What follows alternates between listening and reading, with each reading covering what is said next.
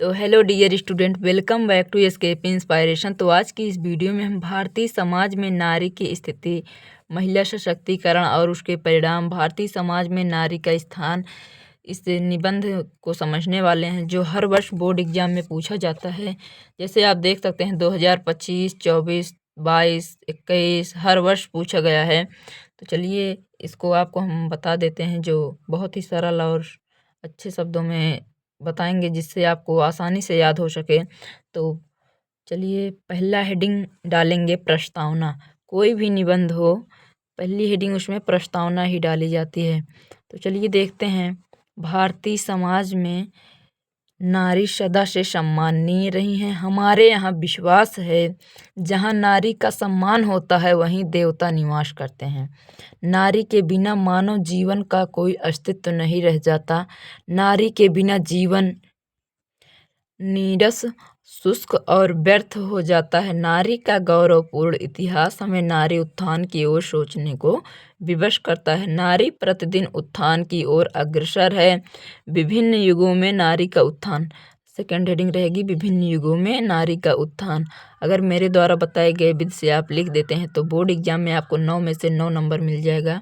इसी प्रकार से अगर आप लिख देते हैं। अगर यह वीडियो आपको अच्छी लगेगी तो चैनल को सब्सक्राइब कर लेना और एक लाइक ज़रूर से कर देना, जिससे हमें भी मोटिवेशन मिलता है। तो चलिए आपको बताते हैं। नारी प्राचीन काल से ही भारतीय समाज में उच्च स्थान रखती है।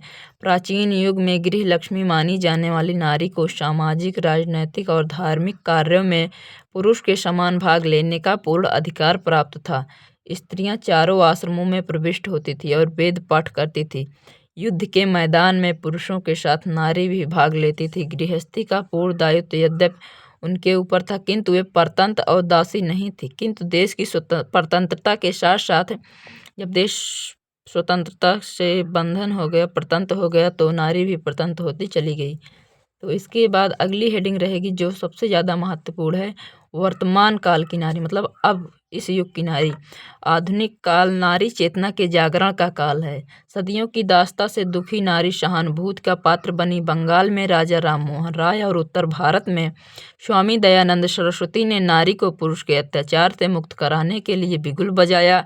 कवि वाणी ने भी नारी की स्वतंत्रता की मांग की। पंत जी ने कहा, मुक्त करो नारी को, मानो चिरवंदनी नारी को।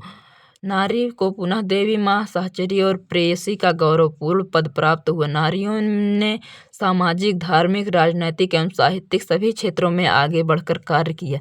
विजय लक्ष्मी पंडित, कमला नेहरू, सुचेता कृपलानी, सरोजिनी नायडू, इंदिरा गांधी, सुभद्रा कुमारी चौहान, महादेवी वर्मा, अमृता प्रीतम शिवानी आदि अनेक नाम ऐसे हैं जो सदा स्मरण किए जाएंगे।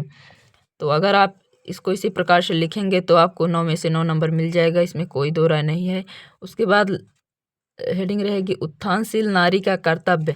उत्थानशील नारी का अपना भी कुछ कर्तव्य है। वर्तमान में देखने को मिल रहा है नारी पाश्चात्य सभ्यता का सम्मान और भारतीय आदर्श का अपमान कर रही हैं। नारी के उत्थान का अर्थ भोगवादी बनने से लिया है। नारी दया, कोमलता, स्नेह, समर्पण, विश्वास, त्याग, बलिदान, और शक्ति, एक निष्ठा जैसे आदर्शों को भूल रही हैं। ऐसे में नारी का यह कर्तव्य है कि उन आदर्शों की रक्षा कर आगे बढ़ें जिनके कारण उन्हें आज तक सम्मान मिला है।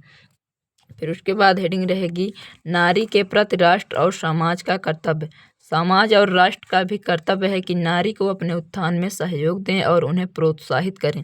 समाज और राष्ट्र को चाहिए कि वह नारी की मर्यादा की जी जान से रक्षा करे और उन्हें अपने उत्थान के लिए उपयुक्त वातावरण दे। आज भी समाज में नारी तमाम तरह के बंधनों में जकड़ी हैं, जैसे बहू बेटियों को घर से बाहर नहीं निकलने देते हैं, उसी प्रकार। और उसके आगे राष्ट्र और समाज नारी को इन बंधनों से मुक्ति दिलाने के लिए ईमानदारी से प्रयास करें, तब नारी उत्थान किसी सीमा तक सफल हो पाएगा। उसके बाद लास्ट हेडिंग होती है उपसंहार। चाहे जो निबंध आप चाहे पर्यावरण प्रदूषण की समस्या पर लिखें, चाहे विज्ञान वरदान या नारी समाज, भारतीय समाज में नारी, किसी भी निबंध को आप लिखते हैं उसमें लास्ट हेडिंग उपसंहार ही रहेगी। हाँ, इसी प्रकार से मैंने पर्यावरण प्रदूषण की समस्या और समाधान पर भी एक निबंध लिखा, उसे आप जाकर देख सकते हैं। अगर ये दोनों निबंध आप याद कर लेते हैं, तैयार कर लेते हैं, तो आपका 9 नंबर पक्का हो जाएगा, चाहे आप क्लास 10th वाले हो या 12th वाले। तो चलिए आपको बताते हैं उपसंहार। यद्यपि आज नारी भोगवाद के कारण आकर्षण में फंसी हुई है, परंतु यह निर्विवाद रूप से सत्य है कि नारी अपनी मध्यकाल में खोई हुई प्रतिष्ठा को प्राप्त कर चुकी है। नारी दया की पात्र नहीं, वह अपने इर्द गिर्द के बंधनों को तोड़ने के लिए बेचैन है। सरकार द्वारा भी नारी उत्थान की ओर विशेष ध्यान दिया जा रहा है। इसी प्रयास का एक पड़ाव बालिका वर्ग भी है, जो महिलाओं के उत्थान का एक प्रमुख सोपान बनेगा। राष्ट्रीय परिप्रेक्ष्य में नारी उत्थान राष्ट्र का उत्थान संकल्प आज लेना चाहिए।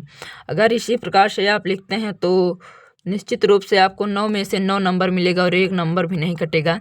तो अगर यह वीडियो आपको अच्छी लगी हो तो प्लीज़, नए हो तो चैनल को सब्सक्राइब कर लेना और वीडियो को एक लाइक कर देना है। वीडियो बनाने में बहुत मेहनत लगती है स्टूडेंट। इसी प्रकार से मेरे चैनल को सब्सक्राइब कर लेना, जिससे आप हर वीडियो का नोटिफिकेशन आप तक पहुंच सके। और एक प्यारा सा कमेंट कर देना कि आपको अगला वीडियो किस टॉपिक पर चाहिए। धन्यवाद।